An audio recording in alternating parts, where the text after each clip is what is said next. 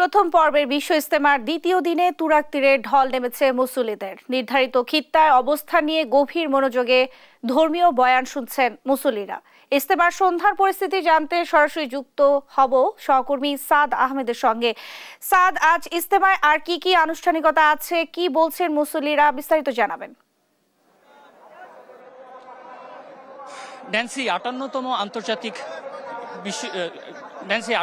বিশ্ব ইজতেমার প্রথম পর্বের দ্বিতীয় দিন কিন্তু শেষের দিকে। মাগরিবের পরপরই কিন্তু আমবয়ান শুরু হয়।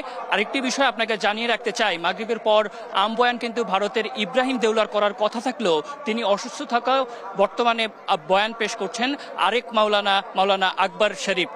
আর বয়ানটি তর্জমা করছেন কাকরাইল মসজিদের ইমাম মাওলানা নুরুর রহমান। আজকের বয়ানের মাধ্যমে কিন্তু শেষ হবে দ্বিতীয় পর্বের আনুষ্ঠানিকতা।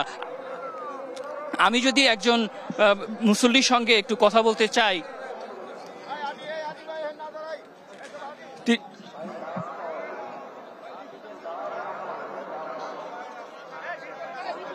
আচ্ছা, এবারে ব্যবস্থাপনা কেমন? জি আলহামদুলিল্লাহ, এবারের ব্যবস্থাপনা খুবই সুস্থ হয়েছে, শৃঙ্খলা মতো হয়েছে। আইন শৃঙ্খলা বাহিনী খুব তদন্ত করতেছে, আমাদেরকে এরকম সেভ করতেছে ওলামা ইকরামের পক্ষ থেকে। আমরা তো মৌলানা আকবর শরীফ এখন বয়ান করতেছে, বেঙ্গালুরের হিন্দুস্তানের মুরব্বী। যদিও মৌলানা ইব্রাহিম সাহেবের কথা ছিলেন, উনি অসুস্থ, বাংলা অনুবাদ করতেছে বাংলাদেশের ইমাম সাহেব, যিনি কাকরাইল মসজিদের মাওলানা নুর রহমান সাহেব। ন্যান্সি, আরেকটি বিষয় আমি জানাতে চাই, সেটি হচ্ছে যে আগামীকাল কিন্তু মাওলানা ইব্রাহিম কিন্তু আগত মুসল্লিদের উদ্দেশ্যে নসিহত পেশ করবেন।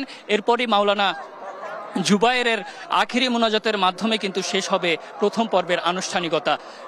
ন্যান্সি, এই ছিল বিশ্ব ইজতেমা থেকে আমার কাছ থেকে সর্বশেষ।